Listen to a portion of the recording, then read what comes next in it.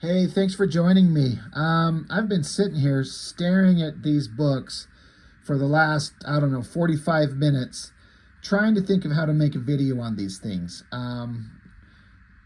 All continuity comics. And it's not just these right here. I've got a whole other stacks of all of these here. I've got these here. I've got all of these here. It's just this mountain of stuff. Now, these were sent to me by, there's a guy who watches my channel and has sent me some books before. And each time, you know, it comes in a nice big box with a bunch of different stuff, and there's this big pile of these continuity comics. The problem is, and this is where I'm going to alienate some of you, is that I don't care about continuity comics at all. I was barely aware of them when I was a younger guy, actually collecting comics. And if you watch my channel, it's pretty obvious where my laser focus was kind of directed. The Marvel and Image stuff, and specifically artists that I really like. And, you know, I was having an amazing good time. Comics were fun.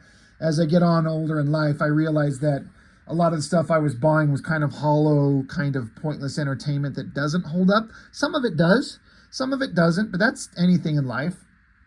I was also, you know, I was coming up in a family that was pretty goddamn poor. So if I was lucky enough to have a few bucks to buy comics, I got to only pick stuff that I either know I'm going to like or I'm fairly certain I'm going to like. And so that's why my exposure to a wide assortment of comics is kind of limited. And I fully admit that. I fully acknowledge that. It doesn't make me a well-rounded guy to talk about comics. Like, there's some guys out there that are basically comics historians and stuff like that. They know all kinds of stuff, and they'll do all kinds of research and dig into it and give you all kinds of backstory about all kinds of different stuff. I don't do that. I just sit down, I flip the book open, and I talk to you about it. I tell you what I think. I've had some people tell me that it's kind of like one of the reasons, I guess, they kind of like my channel sometimes, because it sounds like you're just talking with a buddy about comics. I'm not trying to be a comic book archaeologist, you know, digging up the histories of the great books that are out there from the beginning of time until now. I don't do that. There's got to be other people out there that do that. So I guess what I'm trying to say is I understand that you could be profoundly disappointed in me when I tell you not one of these fucking things interests me even in the slightest. Well, all right, that's not fair. In the slightest is rough. There's always going to be some interesting art from these guys. There is some stuff in here that's like pretty good, but when I say not interesting to me, like, the stories don't look interesting, and how can I say how good the stories are if I haven't bothered to read them? It's just, it doesn't grab my attention. I know as a teenager when I was collecting, none of these would have been interesting to me. And now that I'm an old man, none of these look interesting to me. There's just something about the design and the look and the vibe that is just like, I'm like, nope, I am not interested in this. But I acknowledge I acknowledge the fact that I understand that there's a big group of people that love these things. They were publishing for a lot of years. I understand that they're known for quality. Good comics is subjective. It's entirely based on what you like. I do have some critiques of these things. I can obviously see where there's some really great stuff, and I can see where there's some stuff where I'm like, this is not awesome. I think there's some questionable decisions made. I understand, if I have my information correct, it's basically a thing ran by Neal Adams. I did that Wizard issue just a couple of days ago as of this recording. What was it, Wizard 14? It had an interview with Neal Adams, and he's in there talking about how continuity comics and what they're trying to do and how they're trying to make things work. He talks about how it's been kind of a rough go. Like, they don't have much money in certain times to get their books out there, and sometimes the money's not coming in the way it should, and then other times money comes in and is doing pretty good, and they would rather kind of delay a book to make it as good as possible rather than rushing it out to an inferior product just to have it on the shelves consistently, which is a totally understandable and respectable point of view. Neal Adams, I that's another one of those guys who I know very little about. I understand what he did for the comics industry in some small ways, how he brought kind of new kinds of art techniques and understandings to the industry that didn't seem to understand this basic stuff that he knew how to do. I understand how he fought for artist rights. I think there was a whole big thing about him getting original art back in the hands of the original creators, which is such an unbelievable kind of concept to me, to think that a guy draws a page and then now it's owned by the company. He doesn't even get his own artwork back. It just sits in a tub in a warehouse or maybe thrown away. It seems so ridiculous that artists would not get their art back, but times change. So again, all due respect to Neal Adams, all due respect to all the creators involved, all due respect to what Continuity Comics was and did. And again, I'm not someone who can tell you all about it. I'm not going to be able to go into the history of it all. I just have this mountain of books. And I'm like, I am not going to go through these one by one. There's several series that I have in my hands that I'm doing them one at a time. We're going to focus on one issue. And I'm sorry, I am not doing that to these books. I do not like them enough to burn my brain out trying to explain or look at or go, on and on about each one of these one by one. So my dumb idea is we're going to just do a kind of a quick look at all of them, and I'm going to be done with them. And then I got to figure out what I'm going to do with them. I've already hit up one of my best pals and asked him if he'd be interested in having them. And if not, there's another guy I know who might want them. And if neither one of them are interested, I don't know. I want them to be in the hands of somebody who would love them. I have tons of books that are going to sit with me and probably never get looked at ever again, especially once I look at them on my channel. I'll flip through them, and then I'll probably never look at them again. There's another pile of books that I kind of flip through periodically, but these things just tend to sit around. And if there's somebody out there that loves these, I'd rather they have them. I don't want them. I am never going to throw a comic book away, but these should not just languish in a box for the next, hopefully I'm alive for another 30, 40 years, hopefully, but I will never look at these again. I have no interest. So I'm going to try and get them to somebody who's interested. The only thing that's going to piss me off is for some reason I have something of real value here and I'm giving away money. That'll piss me off. I don't know even where to start.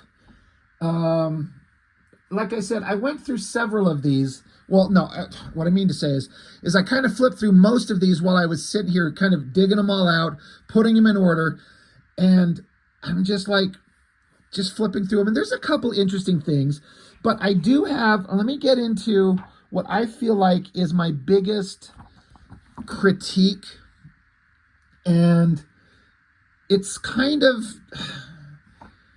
it'll come up on different covers, like the covers, for example. I don't like the design of anything. I don't understand, I feel like, and maybe these aren't the best examples, but some of these, there's too much fucking shit going on. So I know CC, Continuity Comics, so they have just the CC there, and they have Continuity Comics there.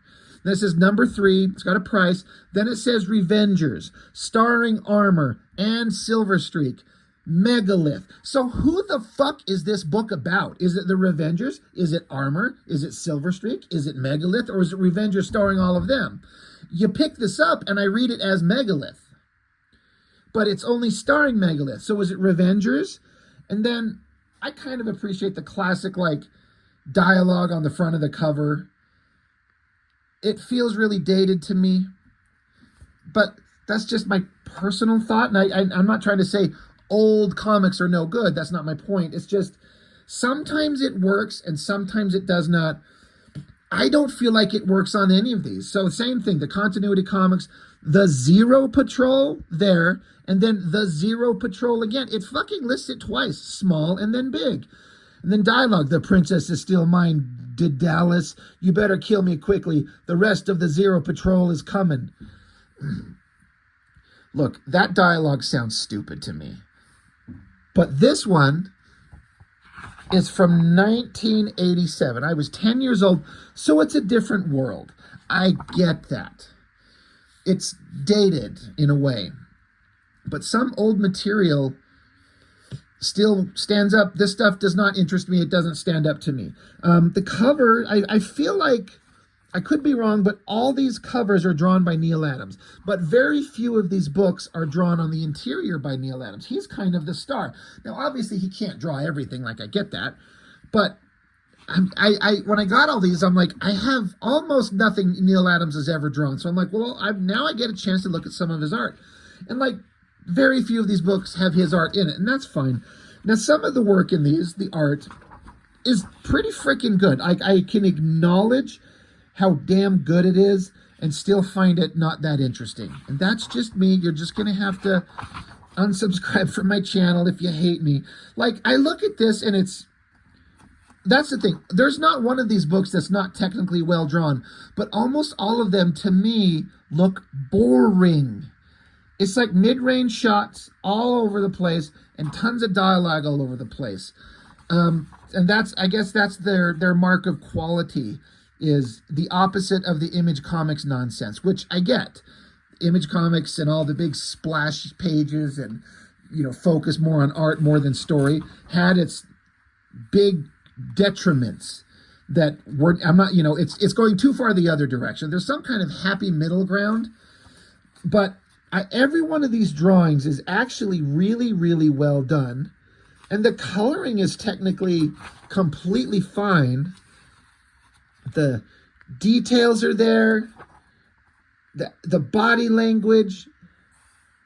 And it's all there, looking so well drawn, and none of it interests me in the slightest.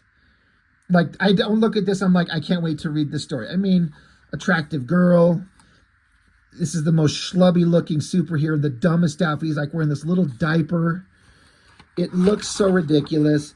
But as I was flipping through these, there's several parts where every drawing is really good. It's just, I'm like, I'm not, that face, that is really well done. Part of me kind of wishes that I could see this stuff in black and white. I say that a lot, and again, this is not a complaint about the coloring, but something that would interest me more is seeing the original artwork. Or if I could watch these guys draw this, I'd probably be blown away. I love that face. The eyes, the nose, the mouth. It's absolutely stunning, and I don't care about any of it. And then this is, I guess, a different part. The coloring changes. It almost looks like watercolor or something. And another weird thing with these books is they seem to go out of their way to make it impossible to make the artist stand out. Look how small they print the creative team. Original story and art, Esteban Moroto. Writing and additional art, Neal Adams. So it's a combination of art, because it says the art and additional art is by these two guys, but it's this little tiny thing. I feel like you should shout that out. So this is this issue 2, number 2 of Zero Patrol? I'm like, okay. Then we got another issue of Zero Patrol. Same year, I'm assuming. This is 1988. So again, can you technically ask for better art? I don't think so. But this is the thing that I kept kind of crossing my mind. I was trying to come up with what I was going to talk about when I was flipping through all these books. And I haven't read these, so I can't talk about the story. So I'm just kind of looking at the art and the presentation and how it kind of makes me feel and what it makes me think. The artwork is fantastic, and I'm not interested. Little mid-range shots everywhere, little basic panels. It's visually not exciting. Is there not some better way to do this? Original story and art, Neal Adams. Color, Corey Adams, whoever that is. So now here's some Neal Adams artwork. And of course, as is the case with all of them, they're all so well drawn, but it does nothing for me. And so this is why I was kind of, I don't want to say nervous to start filming this video, because it's just a video. It's just one man's opinion. But I know this stuff tends to be really highly well regarded. And I don't like it. So, and again, there's so many books to flip through. I'm just kind of, going to kind of zip by some of these. So one of my other complaints, I was talking about the covers and the clutteriness of them. Like, what is the title of this book? U-R-T, is it Earth 4? But Earth with U-R? But these bug antennas crossing over in front of a word that, like, if you have to stop and go, what does that say? Earth. Okay. Oh, okay. To me, it's not good. It's not a good idea. But one of my other problems, and this is like a weird problem to have, is that in that interview, for example, that I did the review on that wizard, and there was a part in there in the interview where, is this the same fucking story? It's just reprinted. Didn't we just look at this? Am I crazy? Maybe it's in one of those other books. And whatever. That Neal Adams was talking about to the interviewer, how somebody said that one of the critiques, I think, is that every book looked like it was drawn by him or artists trying to mimic his art style. And he kind of pushed back against that. He's like, no, so-and-so draws the way they do, and so-and-so draws the way they do. And some other people kind of have a style that looks like mine, but we're trying to push for quality, is what he was saying. Which I was like, that's fair. This one's a little bit of a standout. This art is actually very different. Who does this one? They don't make it easy to find. Is this the same? Alex Nino. That's a name I've heard, but I don't know anything about it. But this is very different. So it's kind of weird for me to be making this point on this art that stands out as very different. But as I was flipping through these, so much of the art looks like because I don't know Neal Adams' art very well, I'm like, this looks like Neal Adams. And it's not. It's just another artist who draws very much like him. And so all the books, for the most part, in a way, have like this uniform look. It's the same thing. Now, I sit here and think, I look back at the books that was blowing my hair back. Spawn, artistically. Spawn, Savage Dragon, Youngblood, Wildcats, Cyberforce. To me, all those guys had a distinctive different look. Now, some people are like, well, Jim Lee and Silvestri look exactly the same. They absolutely do not, to me. But I can see some people kind of making that comparison. And so when I say that all these books look the same, somebody might be like, they absolutely do not, because you're more familiar with that person's artwork than I am. But so many of these just looked like the same thing. Again, that last book we flipped it through had some different artwork. This one is another one that stands out different because pencils, Mark Beecham. I knew that instantly by the shot of the girl with her fucking snatch in her face. Like, all due respect to Mark Beecham, but that guy loves drawing his girl snatches. Like, he is all about the sniz. And so you get a girl jump, and it's like, I don't mind erotic comics and sexuality in comics, but for me, I'm like, when it's just a warrior babe wearing a thong outfit and you intentionally choose shots to show off her fucking pussy, it becomes kind of embarrassing. Look, there it is again. But if that's the point of your comic, to have like a hypersexual kind of over-the-top thing, then great. But is that what Continuity Comics was trying to do? I kind of thought they did. The other books I was looking at had it approved by the Comics Code Authority. This one cannot be. This was made in 1987. So that Beecham's been drawing for a long time.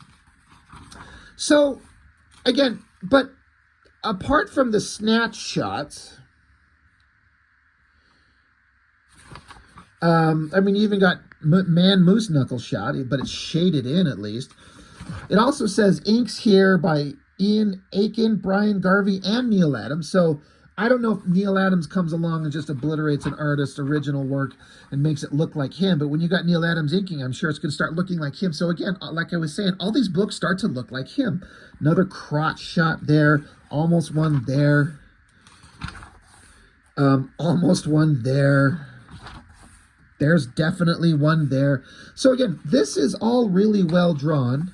All of these guys are talented. And then the coloring is both good and I don't like it.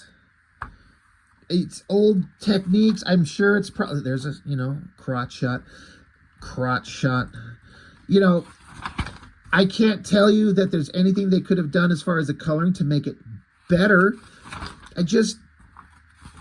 It's not, I don't know what it is. I can't tell you what it is about these things that just does not appeal to me. Amazing facial structures, lighting. That's a great shot. Like, that looks like that was fun as hell to draw. That is awesome. But just not into it. This thing also, I keep seeing these ads for this Crazy Man. I gotta say, that's one of the dumbest advertisements I've ever seen. There's nothing about that that looks awesome. I mean, the drawing's kind of fine in terms of like, it's a kooky guy and his hands coming. Crazy Man. I'm like, no, I am not interested in this. That is not a good ad. I think that sucks. And they're all over these books. They were pushing the ever-loving piss out of Crazy Man. Who fucking cares about just a goofball screaming at you? It doesn't work. So, and I don't know, maybe I could show off. There was some cool cover stuff that goes on. You got a double-page spread cover there by Neal Adams. All right. And then look at this cover. To me, again, it's so cluttered. The Continuity Comics, Toy Boy, and then all these guys up here, and Jason Creator, Toy Boy. Hey, dirtbags, you're victims here. That sounds so stupid to me. And so it's like this kid and this cybernetic, I don't know what. Pencils, Trevor Von Eden. I've heard the name. I don't know anything about it. As I flip through this, I'm like, whoever this Trevor Von Eden is, I feel like I've heard the name on the Cartoonist Kayfabe channel. I feel like I've heard them mention that name. That might be where I've heard it. Know nothing about it. But once again, everything is so well drawn. There's vehicles and perspective and buildings and normal looking human beings in realistic looking clothing. Tractors and stuff. It's all done with this incredible amount of skill that an illustrator would have. And as is the case with all of these, not interested. I'm just like, I would like, if I had this original art sitting in front of me and I could sit here and look at the crazy, awesome line work going on, I'd be fascinated by the art. But put together in this book, I'm like, I don't care. Not interested.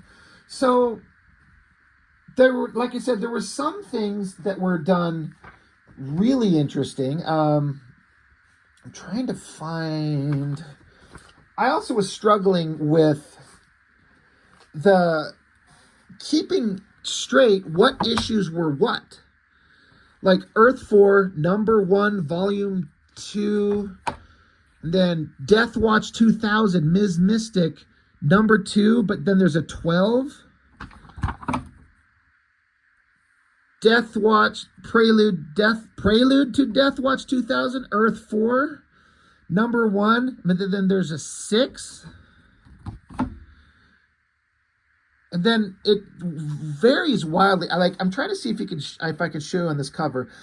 With the light. See, there's this part of the book where it's just regular, smooth, flat kind of coloring and paper. But then these characters have this like thick, grainy, raised up material. I'm looking at my phone here. It looks like you can see it pretty well. I don't know what that is. Somebody suggested to me that it might be glow in the dark. I tried that.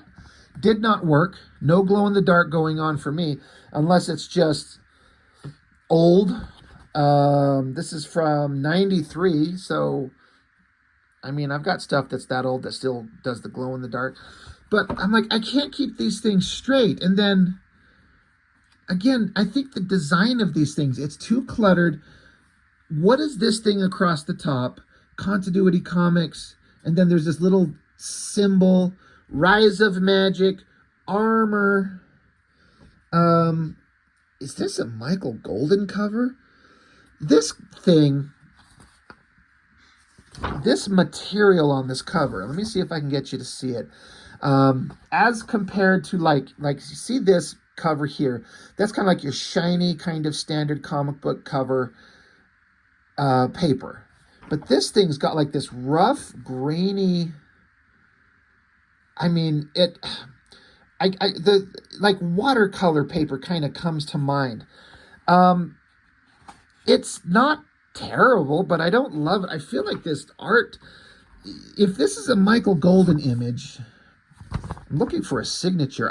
Michael Gold's another guy who I'm not familiar enough with. I just kind of missed almost everything he ever did, but I understand like his big influence on the Image guys. That's a really awesome drawing. It's cluttered. I don't know. It's awesome and I don't like it. This is from '93. And then I keep looking at this. I'm like, is this the credits page? But it's not. It's like an ad for Crazy Man. It throws me off. So this, where's the credits? Little tiny things down here at the bottom. Brian Apthorpe. Inks by Alberto Saichan and Andre Klake. Colors Monica Bennett. Oh yeah, cover Michael Golden right there. So these things, I feel like they're just all over the place. Again, well drawn. These are illustrators that would have the technical skills to put everybody else, like, you have to stop and respect their abilities. The amount of time they put into draw, their efforts to learn how to do these things. But it's not interesting. I don't look at this and go, holy shit, this looks amazing. Another problem, here's another critique. I'm constantly reading these books, and you're going through reading it, and then you flip the page, and it comes to this. I'm like, what? And I'm like, it's an ad. A double-page ad for Megalith 4 and 5, The Rise of Magic. I feel like it's a poor kind of... It doesn't work. I feel like I have to stop. I'm like, I'm reading the comic, and I feel like I'm still reading the comic. It's a character, it's text, but it's an ad. I mean, it jumps out at you, but it just interrupts the flow. I don't think it works. So whatever the hell this was about, bored, not interested. I feel like this one has another one of those kind of rough, kind of grainy covers, not the smooth thing. The drawing, I think, looks really good. That is a hell of a werewolf. But again, this weird thing at the top, the Continuity Comics, this little corner box with a little eye, Rise of Magic, possesses Megalith. Who draws this? Ernesto Infante, inks by Joe Rubinstein, Dan Barry, and Neal Adams. That's a good shot of the face right there. And so, crazy good artwork, right? I'm like, you watch my channel, I talk about, I like to draw. I make my own comics. I am not worthy to sniff the farts of these artists. I get that. But I'm not interested in their work. So what does that say about me? That's a great shot of a face. This guy's big muscular body's kind of awesome. This, whatever the fuck this guy is riding this horse.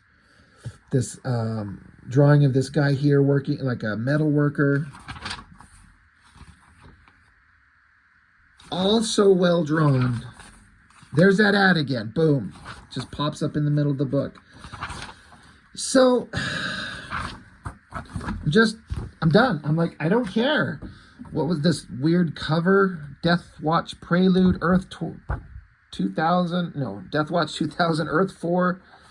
Who draws these? Peter Stone is the writer. Walter McDaniels, pencils. Aaron Weisenfeld and pencils. And Richard Bennett. That's interesting because we all know Richard Bennett went over to Wildstorm and did some great stuff. And so did Aaron Weisenfeld and Richard Bennett. So they knew each other over here. And, you know, it's all really well-drawn stuff.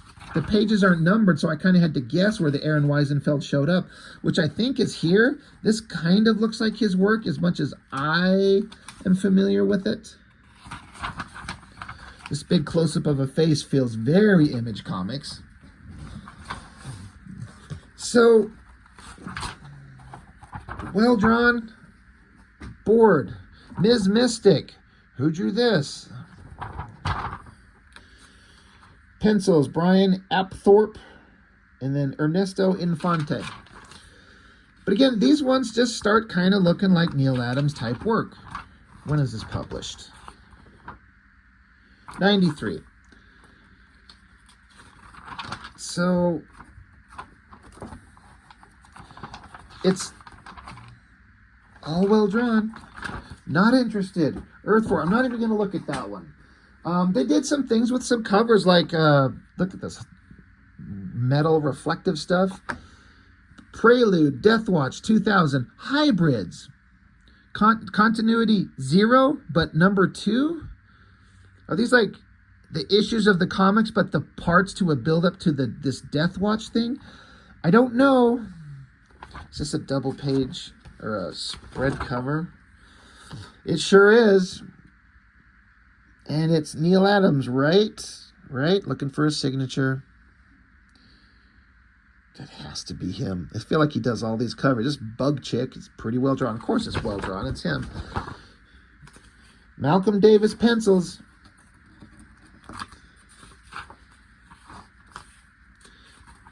Is this Valeria the She-Bat? Yeah, the She-Bat. And then a Bug Girl. And all these animal monsters. Just, it's good stuff. Look at these drawings. These are all well drawn. Like, yeah. Like I said, I'm not interested in a lot of them, but then there will be pages that show up. I'm like, that's incredible. That's as good as anything I've ever seen. Is there life after Deathwatch? I don't know. Let's grab another pile of books over here. They did some interesting stuff with covers. I showed you that foil, but look at this cutaway. This is a cutaway die cut cover, the likes of which I don't know that I've seen something like that before. Not quite like this. Unfortunately, it's ripped there, but that's pretty neat. And then I dig on the backside is the black and white art. That's pretty freaking neat. And then, you know, what else have we got going on in here? Aaron Wiesenfeld pencils, Richard Bennett inks. So again, guys that I'm familiar with. So I'm like, all right, let's check it out. Every artist can change their style and learn and grow, but these guys kind of look like they're doing kind of a Neal Adams thing. And I hope that's not insulting to say, because, I mean, of course, everyone wants to be good enough to do that, and no one's going to be as good as that. But it feels like there's kind of like a house style that's kind of, is it required? Because all these guys look so familiar. You can kind of see some of the Image comic-iness going on in here, like because these guys would go on to do, Aaron Wiesenfeld did that Team 7, which I looked at, Richard Bennett, inked Jim Lee to great success in my opinion, and then his Brass series. Like, these guys are extremely skilled artists, no doubt. And they come into their own, but still, this is still amazingly good, just no matter what time era this is that they're drawing. So, yeah. So that's all of that stuff. That's that one. Cyber Rad. Is this issue 1, but part 7? I don't think that's a great cover. Sorry, I do not. So who drew this? Story or plot and layouts, Neal Adams. Pencil and inks, Richard Bennett. So Neal Adams doing layouts, Richard Bennett doing pencils and inks. I bet he loved getting to kind of learn from Neal Adams, having him do the layouts. But what Richard Bennett would go on to do, his own art, this looks like, to my untrained eye, this looks like Neal Adams type stuff, except with the exception of this technological stuff. Holy crap, does that kind of look like pre-brass, Richard Bennett, that's exactly what it is.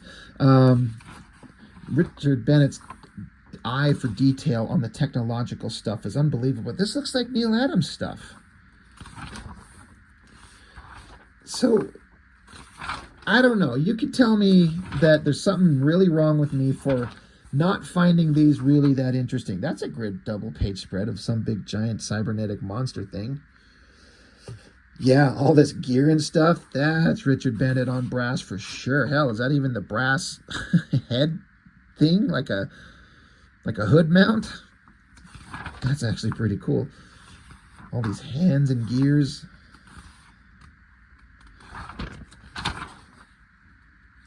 All this detail. The coloring looks great. But, so that's Cyber Rad #1, I guess.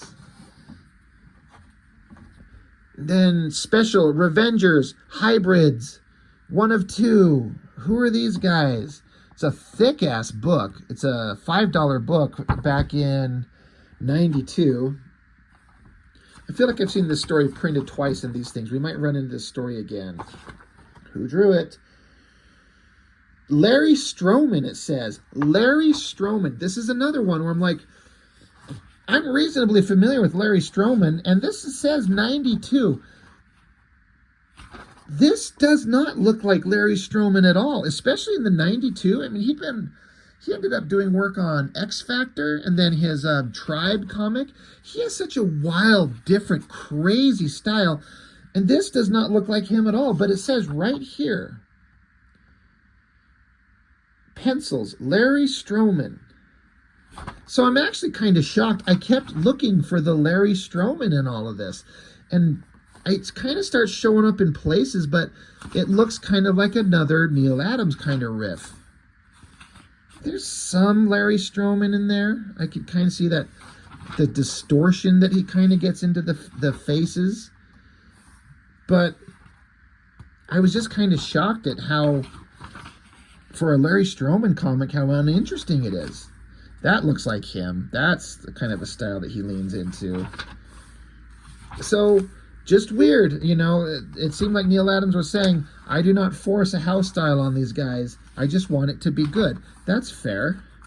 But just so many of these guys seemed like they were drawing just like him. So, that's fine. Ms. Mystic, #1, Part 8. And there were so many titles. Pencils, Dwayne Turner, 1 through 12, or Dwayne Turner, and then Ernesto Infante. So Dwayne Turner is another artist who would go on to change his style very much. But again, does this not kind of look like a continuity comics Neal Adams style? It completely looks like that. It doesn't look like Dwayne Turner in any way that I know at all. So, moving on from that, Revengers, Welcome to Hell.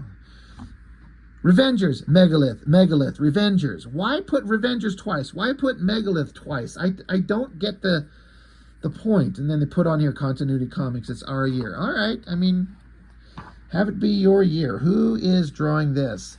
More of that Crazy Man. This does not help sell me on Crazy Man anymore. A guy frothing at the mouth, chopping through the paper. Dumb. Doesn't say who drew it there. Here we go. Penciling, Neal Adams. Inking, Ian Aiken, Brian Garvey. So here's some Neal Adams artwork, and of course, it's great.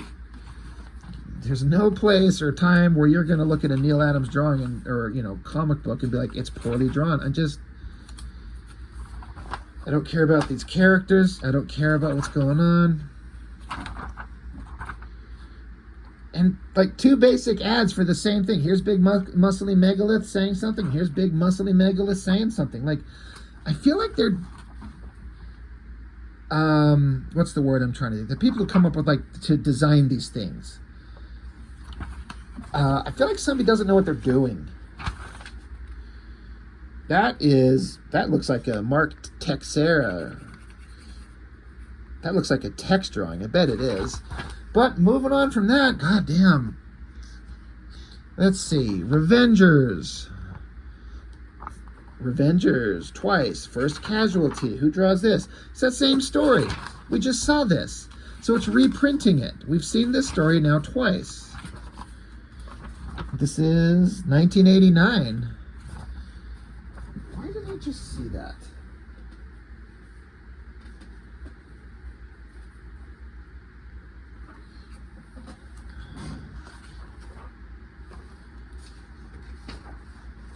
This is going to drive me nuts. I guess it doesn't matter. I got too many books to go through here. But we've seen this. We've seen this one. Don't care. Prelude, Deathwatch, 2000, Megalith. So is this the Megalith comic? Because I've got a whole pile of Megalith books here. And my problem with these is, like, I couldn't figure out which ones were first. And so when I started looking through these, there was some from like 1984 or 5, and then some from like 1989, and then some from 1990. So I'm like, I can't keep these things straight. Let me set those aside. We'll go through Megalith last.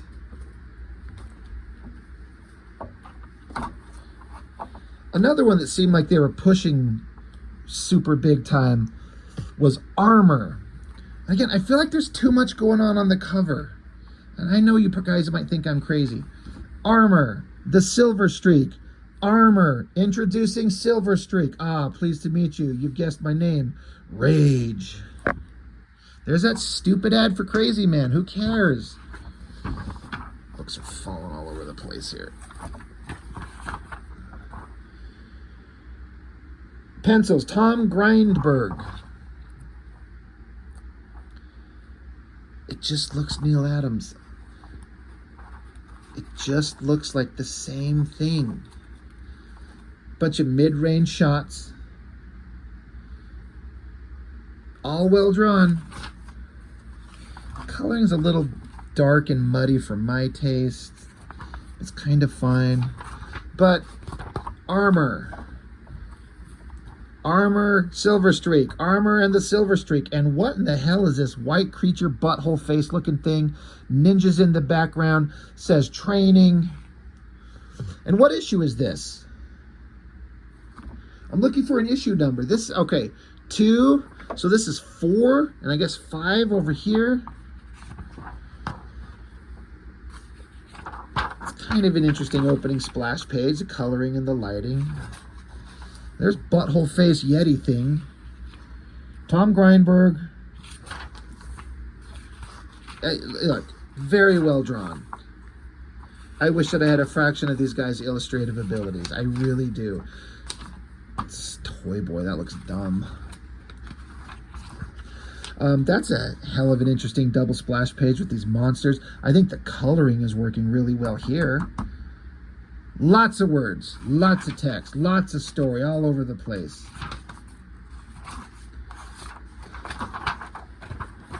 But Armor, more Armor. Armor number 1 here, Armor number 1 there. I'm taking you down. I'm releasing all the slaves. I'm cutting your fleet to ribbons, and I'm going to humiliate you just because you got an ugly face. I guess that's funny. Bart Sears. This is 1988, and this is Bart Sears. Now, I'm just going to assume this is Bart Sears that we know from Brutes and Babes, and the guy who draws the biggest, most muscular figures you've ever seen in your life. There's no Bart Sears in this at all. Who inks this? Rudy Nebres? It's interesting. It lists inks, and then story, and then pencils, and then color, and they put it in the tiniest font. It's like they're going out of the way to not shout out the creative team. It must be a specific choice. But again, every artist grows and changes. I've talked about that a lot on my channel, how artists will start out one way and become who they really are. There is no Bart Sears in this at all. Like, to me, to my eye, it looks like Neal Adams stuff. And he doesn't even ink this, so I mean, it's so well done. It's just interesting that if this is the Bart Sears that we know, how much of a vast kind of change he took his own artwork from, I think I said 1988 is when this was printed, to where he ended up later and to this day. What a crazy shot of all these spaceships in this circuit. I don't know what's going on. That's really well done. Like, but I hope that maybe you see what I'm talking about. How so many of these books just look the same. Different characters, different teams, but for the most part, so much of this art looks like it's drawn by the same people or the same thing, and it just makes it kind of bland to me. This one was kind of interesting in that it come with a shit ton of cards inside it, and cards are the last thing I care about unless they're worth money, and if they are, and I give them away, I'm going to be pissed. But I can't imagine these things are worth anything. Cyber Rad, Death Jaws, Fire spelled with a Y. Lith, Casty. Can we make it so we can read these and make it a word that makes sense? Water, W-A-T-R. Ms. Mystic, drawn by Adam Hughes. And Inches from Death. So yeah, there are cards in there, and a Michael Golden cover, and some shiny metallic foil. Is it a double page spread? You bet it is. That looks very Michael Golden. Into that. Very kind of exciting stuff. 1993, so this is right at the height of Image Comics. Who's drawing this? Sal Velluto. I met him once back in the 90s. He's got a very Neal Adams look to his artwork too. He's really, really good. It's just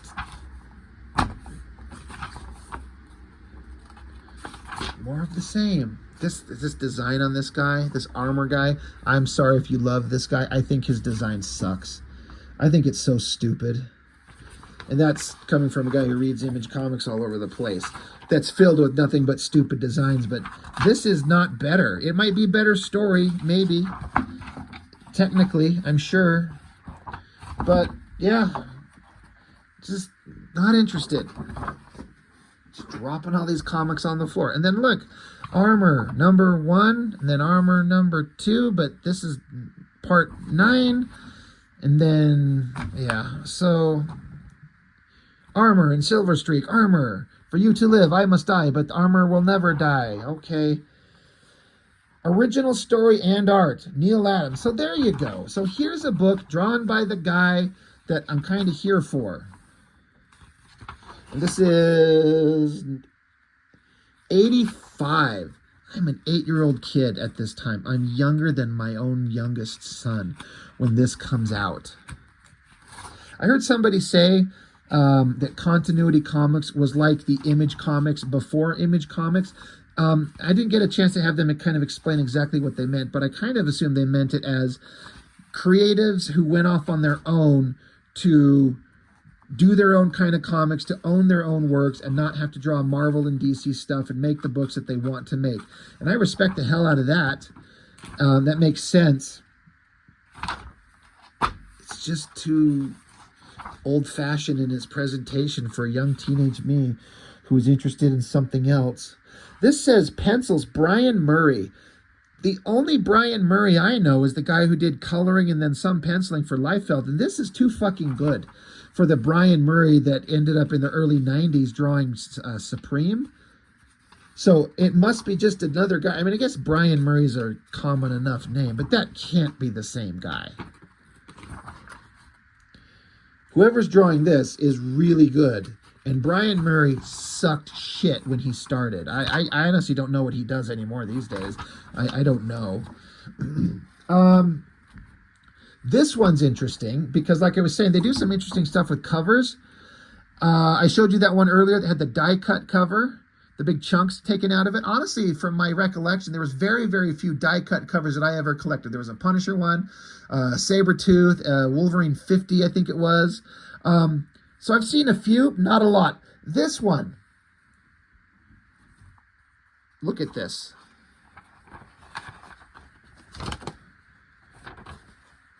Like, can you see all the microscopic little, like, let me put some white paper behind it to make it pop. Like, I have never seen a cover with so many holes punched through it. And this paper is thin. All those other die-cut covers, thick, kind of almost cardboardy, like triple ply paper. This is some thin shit. Look at the backside of that. How do you do that? How do you get a cover to be printed this way? That's insane. I have never seen anything like that. So to be fair, it stands out as unique and different. And who fucking cares? What does this do besides jack the price up and make it fragile? It's a Michael Golden thing. So somebody had to cut these out, and then you have a machine that punches these holes in it. And then on a lot of those others, the die cut part of it was something that you could flip open and had some kind of relevance to the inside of it that was interesting. This is like, here's this armor guy by another great Michael Golden cover, just the front. And then you flip it open, there's just a weak-ass looking dragon flying through the sky. So being able to see this dragon thing through the cutouts is pointless. It doesn't add to the cover. It makes it more confusing. So this is both shockingly interesting and fucking stupid. This is dumb. I'm surprised that there's not one part of this that has been punched through and broken. So I'm sitting here wondering if I'm holding like onto a relic that's worth some money, and I just want to hand it off to somebody. Salvaludo art. Again, great stuff. This is suddenly like nice, shiny, glossy paper, not kind of like the newsprint that a lot of them have been in. But I know I'm just repeating myself, and we're approaching, we're 9 minutes away from an hour in, which I knew this would take. Not interested in any of this from I know teenage me flipping these open and looking at these would be like, nope, putting it back on the shelf, not interested. That's a great shot of a dragon. That's absolutely beautiful. What a waste of background here. What the fuck is that? Like, great looking wing and the dragon's mouth and everything. That is really cool.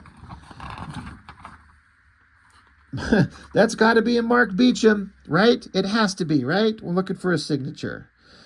Samari, right? When that drawing is god-awful. It might be technically accurate from an anatomical perspective, but it sucks. I love the painterly look with the highlights on it, but that sucks. So, what a crazy cover with that cutout. I'm going to gently set that one off to the side. Cyber Rad. They got this hollow foil thing. I'm going to see if I can get it to show up on camera there. It doesn't seem to want to show up as good as I can see it with my own eyes. Maybe it's just a difference of like your own eyes versus a camera lens. I always dug these things. It's so crazy how three-dimensional it is. As I'm looking at it, not through my camera here, but just looking at it myself, it looks like there's a three-dimensional object in this book. It's so insane. However that works. It's really neat. But Cyber Rad. Art by Richard Bennett. So Pencils and Inks by Richard Bennett of inking Jim Lee at Wildstorm fame and Brass. Again, this just looks like Neal Adams. I'm sorry, I've probably said that 15 times. Doesn't this look like just Neal Adams type stuff? And again, that's a good kind of artistic kind of vibe to follow. You can see where he's going to put in his own technical kind of interest. Holy shit, that is awesome. Who would put that much effort into this stuff besides him? That looks amazing. So it looks like Neal Adams combined with the technical prowess of Richard Bennett, which is exactly what this is. Again, I did a quick flip through this earlier, trying to think of if there's some technological stuff I saw in here that's pretty awesome. Great details on the background cities. Richard Bennett was always going for the details. So this stupid-ass character, Cyber Rad, whoever the fuck he is, he's on a motorcycle, and I guess it transforms forms? This is like proto-brass stuff. It's kind of confusing, whatever's going on, but it looks like the amount of detail is incredible. The Cyber Rad guy, he looks like a self-important, like hardcore rocker from the late 80s with this stupid hair and the streak in it. Almost a naked girl, that'd be awesome. Look, this just looks like Neal Adams stuff. I always like the black and white there. That's cool. So Cyber Rad, yeah, that was issue, I don't know, 1 or something. And we got issue 4 and 5. Slag Time Rad. I'm sorry, that's just so dumb. Still Richard Bennett. I remember flipping through this one. Come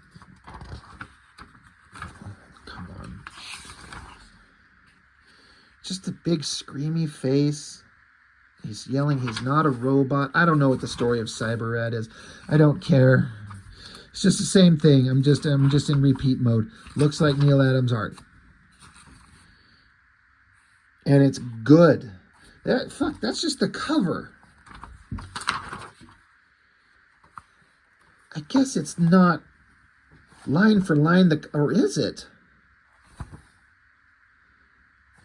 I think it, no. It's like the hand and the hip here line up differently here. I was going to say, this is the same fucking drawing. It essentially is the same drawing, but I thought they like copied, pasted a panel from the inside to the cover. That's kind of boring. I mean, like, it's a good robot monster thing, but who cares? So, Cyber Rad, okay. God, I've been handling all these comics and all the papers, like, making my fingers dry. It's kind of hard to flip these pages. And then this was weird. He's surrounded by cops. He's like, I'm not a robot. I'm not a robot. And everyone's surrounding him. He just yells, leave me alone. And so a screamy face. And why draw the same thing in 3 panels? What a poor placement to have his foot dropping out of his asshole there. And then his squared off crotch. This doesn't work. I'm sorry. Face looks great. Each individual drawing is fine. But this 3 images doesn't work. It looks weird. It's unnecessary. It doesn't... The only thing that stands out is his foot dick. Why draw the same guy 3 different times? I mean, I don't dig it. The drawings, technically freaking fantastic. Look at this profile shot. This is probably the closest I've ever been to a comic book character ever. Like this big of a shot. We've all seen McFarlane pages where he does a big side view of a head that's always big and kind of in your face, but this is like zoomed in. You can almost should be able to see like his nose hairs or something.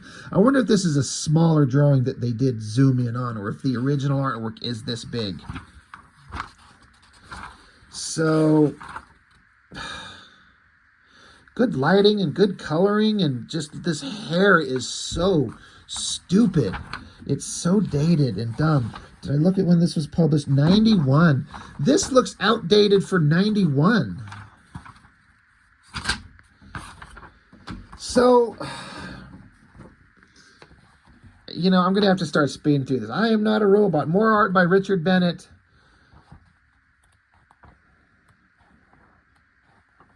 It's fine. I look at that and I go, that's Neal Adams. But it's not. It's Richard Bennett. I think there was great city shots. That's amazing.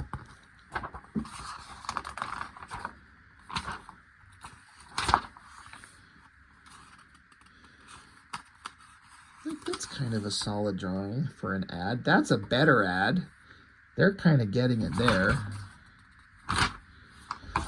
Anyway, enough of that. One more issue of Armor. I think I flipped through this. Who cares? We're not looking through that. And then, so the last thing, I feel like this was kind of the star of the show, was Megalith. But again, I got into it. I'm like, what? Issue 1, issue 2, but then issue 2. So then I started looking at them. This is April of 95. And then this issue 2, this is 1989.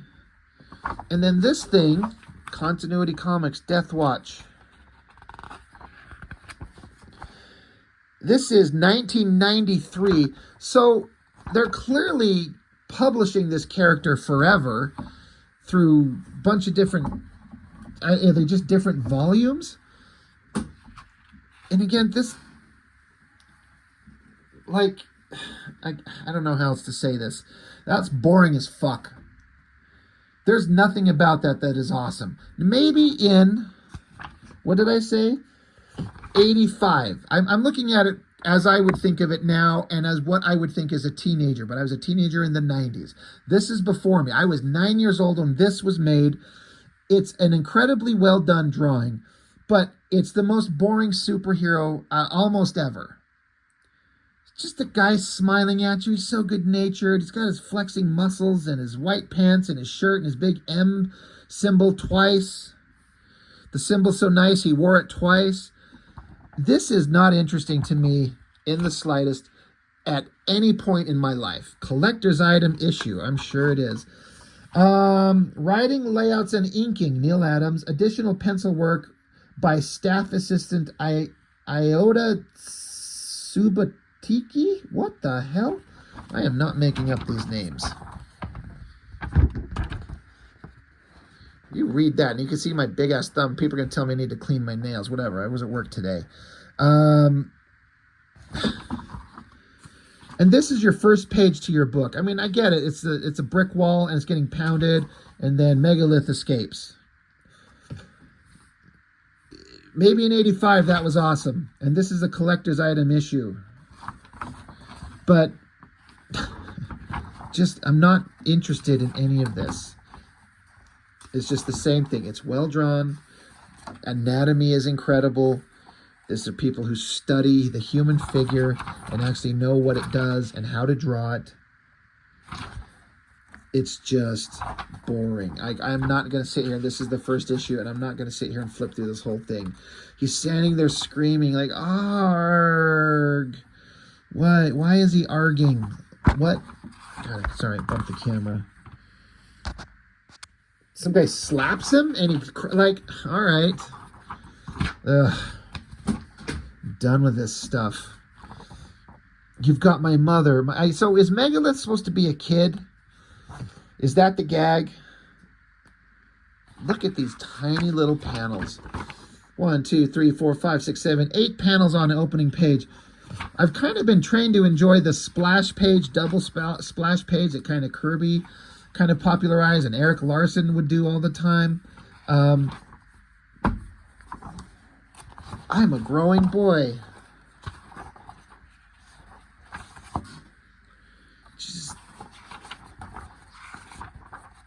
It's just not for me. Boring.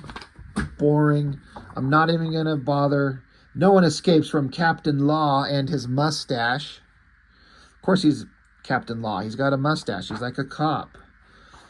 Who drew this? Writing, penciling, Neal Adams. So he drew this one. Inking by 3 other different guys. So it's going to have a different vibe. Because it's not Neal Adams inking himself. It's just the same shit over and over and over, and I feel like we just need to wrap this up, because who wants to sit here and listen to me go on for an hour about how much I don't like these? Pencils, Mike Netzer. This is from 1991. So they were publishing this guy for a long time. I guess they really leaned into it. I mean, there's some good artwork there, absolutely. The coloring I don't love, but it's still interesting. So then we get another one of these with that weird kind of not shiny cover.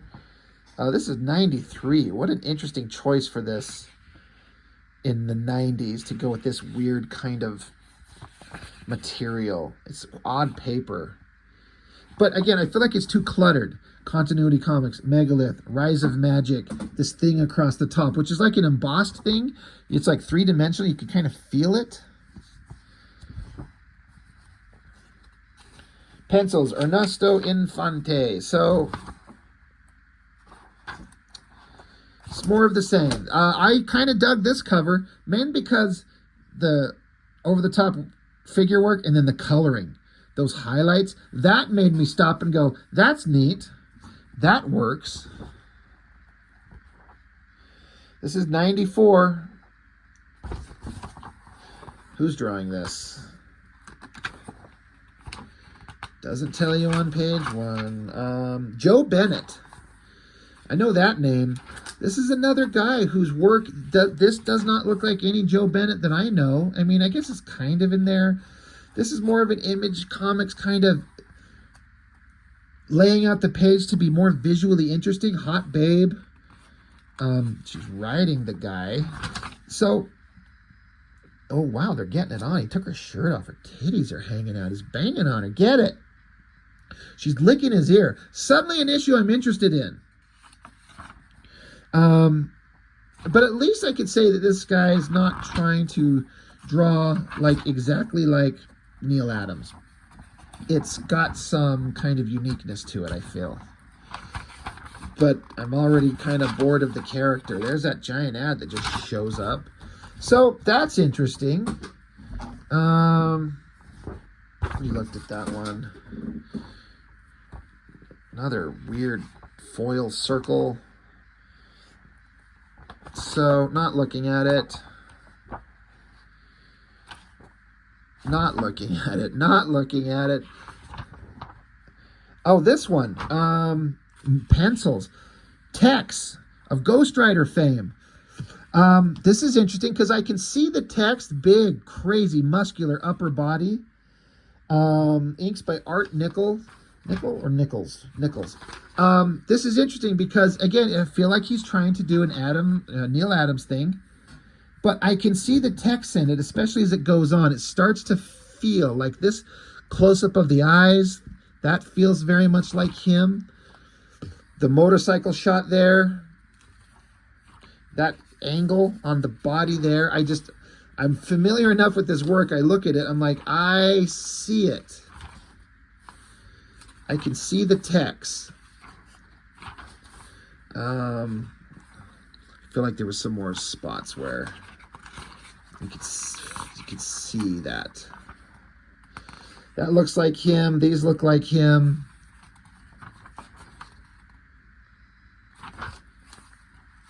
That very much looks like Tex art. Well, again, we're that stupid Crazy Man ad. That sucks. I looked at all those. Is there anything interesting going on in this one? It's a huge ass book. Pencils by Vicente Alcazar. Oh, this. Speaking of interesting cover things, this has another cover thing I've never seen before and I never want to see again. It's this thin ass thing, but look, you fold it out and this flap, there's a card in there. This little skinny little flap folds down below and above. I'm trying to do it without breaking it. Like, see what I mean? How it folds out like that? I have to do it sideways so you can kind of see it all. So it's like, it's a double cover, but then flaps on this one just to fit in this drawing of the guy that's not that fucking great in the first place. Like, it's fine. This is stupid. Who thought this was a good idea? It's never been done before. I've never seen this before. And no, it does not do the same on the inside cover. I thought, well, maybe these would have flaps that would fold out and make a big, giant image. That would at least be something. This is stupid. So, and then it's just this hyper thin paper, so you could rip it really easy. This is June of '93. So, it's just, we've seen this. So, I guess I'm basically going to be done. I think this is the only one. No, this is the one I said I wasn't going to look at. Or do I have 2 copies of that? Anyway. So, an hour in, for me to say none of these books appeal to me. I do apologize. I know there's those of you out there, my man Chuck Gibson, I know you love this guy's work. and I understand. And oh yeah, I do have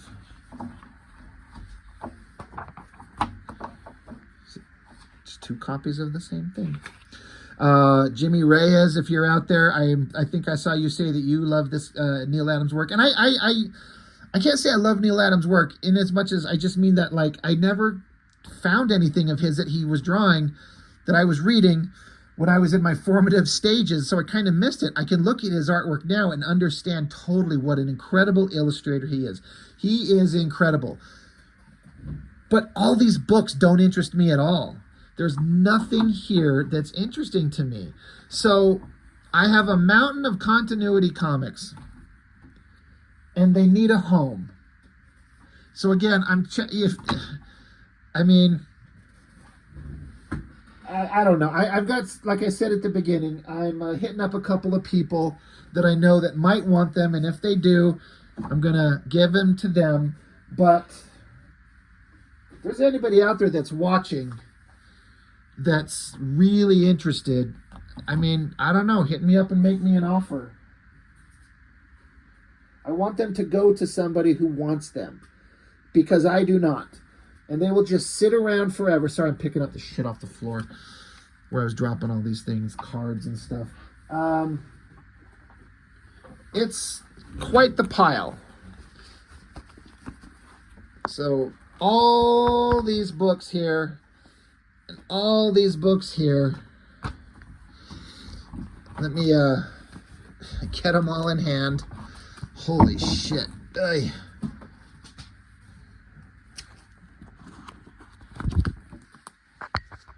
A pile of history, a pile of incredible artwork from a bunch of talented guys, and I don't need any of them. So we'll see what happens. Anyway, I guess that's all I've got. I'm sorry if I, there's some of you out there fuming how stupid I am for not appreciating quality comics. I get it. I know. I understand. It's just not made for me and my tastes, such as they are.